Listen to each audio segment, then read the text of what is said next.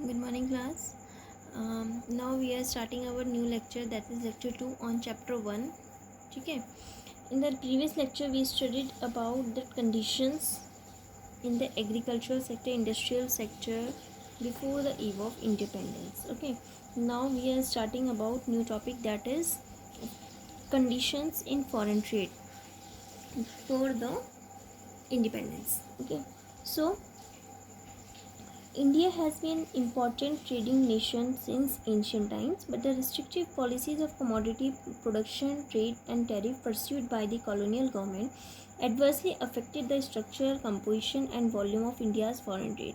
जो कुछ tariff policy जो होती हैं उन्होंने क्या कर रखा था, उसको एक तरह से रिस्ट्रिक्ट कर रखा था, ठीक है। तो उससे प्रोडक्शन वगैरह जो इंडिया फॉरेन ट्रेड था वो ठीक से स्मूथली वर्क नहीं कर पा रहा था. Consequently, India became an exporter of primary products such as raw silk, cotton, wool, sugar, Indigo, jute etcetera. तो पहले क्या था कि इंडिया जो है एक एक्सपोर्टर बना प्राइमरी प्रोडक्ट्स का. प्राइमरी प्रोडक्ट जैसे कि रॉ सिल्क है या कॉटन, वूल, शुगर वगैरह है, इन चीज़ों का पहले एक्सपोर्टर बना.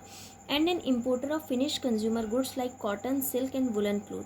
उनने ये चीज़ें जो है बाहर भेजी और वहाँ से क्या इंपोर्ट किया, फिनिश गुड्स को इंपोर्ट किया, ठीक है ना. जैसे कॉटन क्लोथ्स हुए, वुलन क्लोथ्स हुए, and capital goods like machinery produced in the factories of Britain. For all practical purpose, Britain's maintain a monopoly control over India's export and import. अब क्या था, ब्रिटेन का अपना रूल था. तो Britain ने एक मोनोपोली राइट रखा. मोनोपोली मतलब सिंगल उन्होंने राइट रखा कि वो उसी के अकॉर्डिंग एक्सपोर्ट करते थे और इम्पोर्ट करते थे, ठीक है. As a result, more than half of India's foreign trade was restricted to Britain, while the rest was allowed with a few other countries like China, Sri Lanka and Persia. So Britain ने क्या कर रखा था कि उस time पे Britain ने जो है कुछ अलाउ कर रखी थी कुछ कंट्रीज़ को. मतलब इन वहाँ से ब्रिटेन के साथ में तो ठीक था कि रिस्ट्रिक्टेड था, ठीक है. ब्रिटेन जो फॉरेन ट्रेड था, हाफ से ज़्यादा इंडिया का फॉरेन ट्रेड जो है ब्रिटेन में रिस्ट्रिक्टेड था.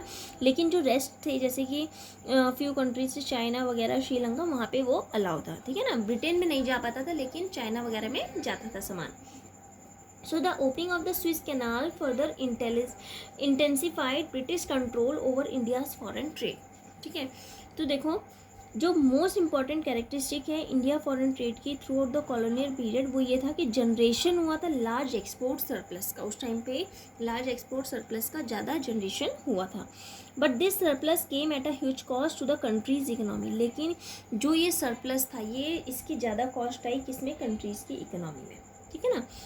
But the country's economy several essential commodities जैसे फूड ग्रेन्स हैं, क्लोथ्स हैं, kerosene etcetera were scarcely available in the domestic market. Domestic market में ये चीज़ें नहीं मिलती थी, बहुत कम मिलती थी, बहुत रेयर, ठीक है. So further more this export surplus did not result in any flow of gold और सिल्वर इनटू इंडिया. तो इससे क्या हुआ, ये जो एक्सपोर्ट सरप्लस था इससे कोई रिजल्ट नहीं हुआ कि गोल्ड और सरप्लस भी इंडिया में आए, कि उसका फ्लो हो, ठीक है. उससे कोई उस पर प्रभाव नहीं पड़ा. Rather this was use to make payments for the expenses incurred an office setup by the colonial government in Britain, ठीक है. अब जैसे जैसे इसमें I written here, due to discriminate tariff policy adopted by the British government, India became net exporter of raw material and primary products. On the other hand, it became net exporter of finished goods reproduced by the British industry, as I told you in the lecture. Second one is composition of exports and imports shows the backwardness of Indian economy. जो composition था export और imports का, इससे हमारा Indian economy कितनी backward थी, इससे ये शो हुआ.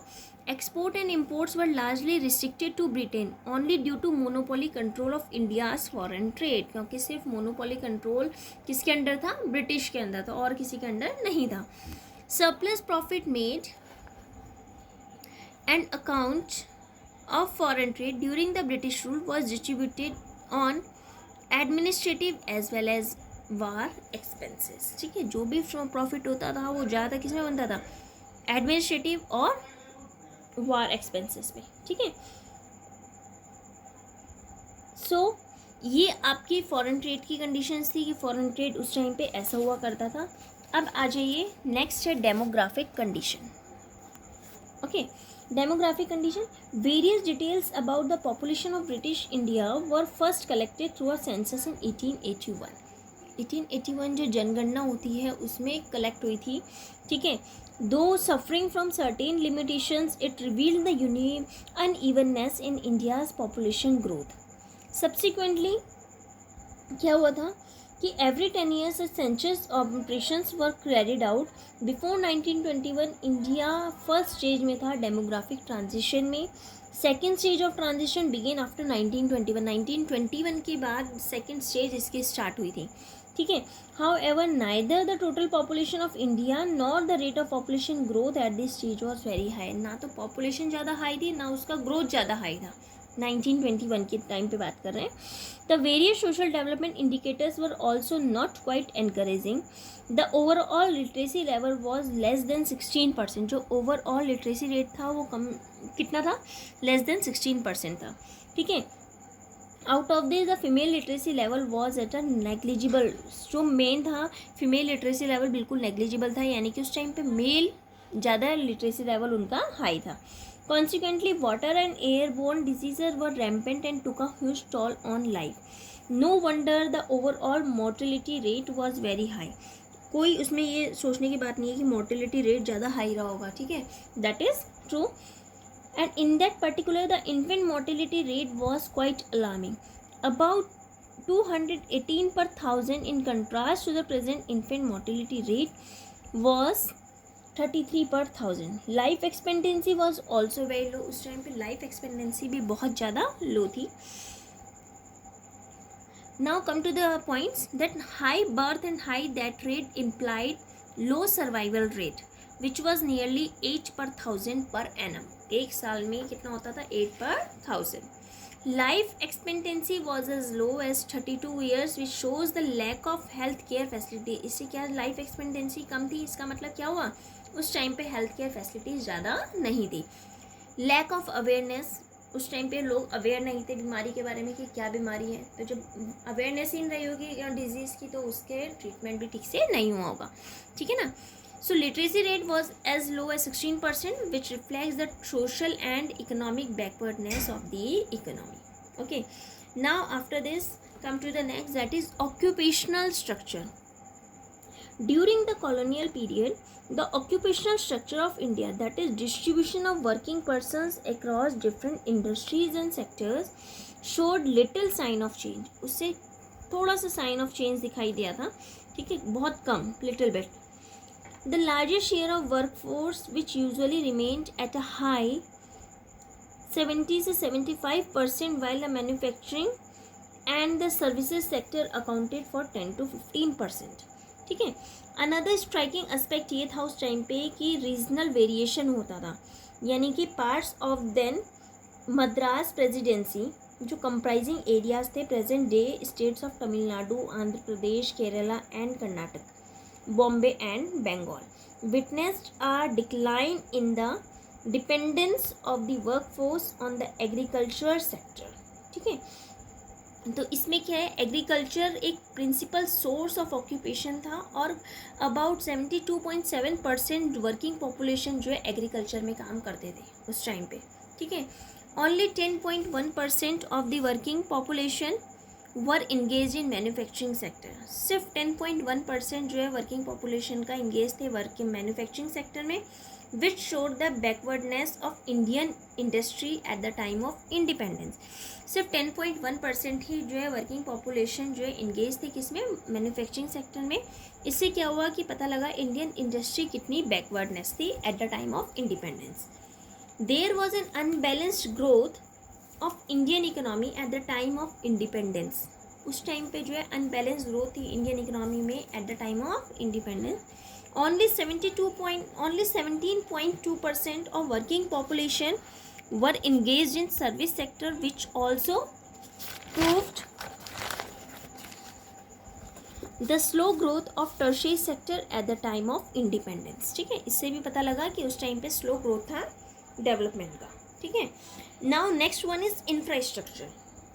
तो इंफ्रास्ट्रक्चर में क्या है, इंफ्रास्ट्रक्चर में क्या था, under the colonial regime, basic infrastructure such as railways, ports, water transport, post and telegraph did develop. उस टाइम पे जो है कॉलोनियल के टाइम पे क्या हुआ था कि बेसिक इंफ्रास्ट्रक्चर जैसे रेलवे, पोर्ट्स, वाटर ट्रांसपोर्ट वगैरह थोड़े थोड़े डेवलप होने लगे थे, ठीक है।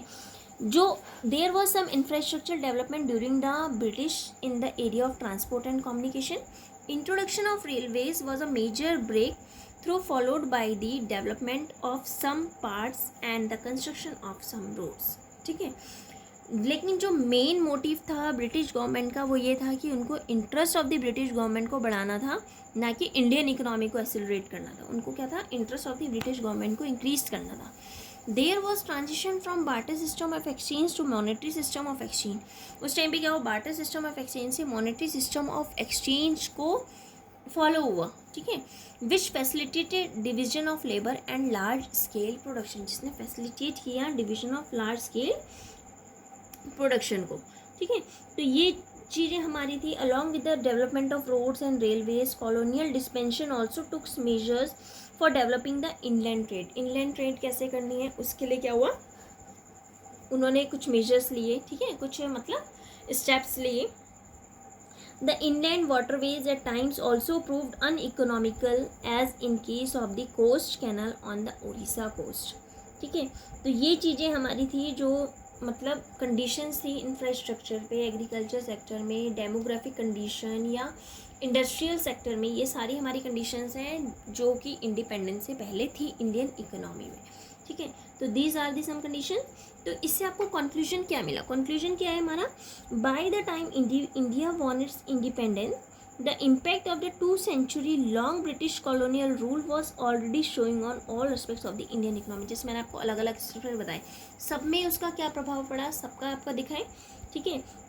Agriculture sector was already settled with surplus labour and extremely low productivity. Industrial sector was crying for modernization, diversification, capacity building, and increased public investment. Foreign trade was oriented to feed the industrial revolution in Britain. Infrastructure facilities, including the famed railway network, needed upgradation, expansion, and public orientation. Prevalence of rampant poverty and unemployment required welfare orientation of public economic policy. In a nutshell, we can say that social and economic challenges before the country were enormous. उस time पे बहुत ज़्यादा enormous थे, बहुत ज़्यादा large उसमें था, ठीक है। तो ये चीज़ हमारी कंक्लूजन आया। तो फर्स्ट चैप्टर आपका इसी पे ही बेस है कि कंडीशंस कैसी थी इंडियन इकोनॉमी की बिफोर द इंडिपेंडेंस, ठीक है। तो कंक्लूजन हो गया आपका। आपके पास एग्जाम में जब क्वेश्चन आएंगे तो ऐसे आ सकता है कि what was the conditions in the agricultural sector, अलग अलग पूछा रहेगा, सबका एक साथ नहीं पूछा रहेगा, ठीक है ना।